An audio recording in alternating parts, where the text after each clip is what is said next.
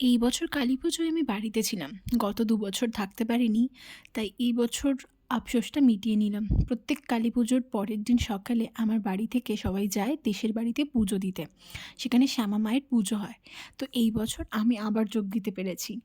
অনেক ভোর বেরিয়েছিলাম প্রায় সূর্য ওঠার আগেই। কিন্তু রাস্তায় এত বেশি কুয়াশা ছিল যে অনেকটা পৌঁছতে দেরি হয়ে যায়। এই যে মায়ের মুখখানি, বিশ্বাস করুন এইখানেই সব শান্তি, এখানেই সব শুরু, এখানেই সব বিলীন। মানে এর আগে বোধহয় আর কিচ্ছু হয় না। এত সুন্দর, এত মিষ্টি, মন শান্ত হয়ে যায় আমার এখানে আসলে। আর তার সাথে ব্রাহ্মণ ঠাকুর চেয়ে চলেছিলেন অনুমতি মায়ের কাছে, মা, মা করে আর্তনাদে।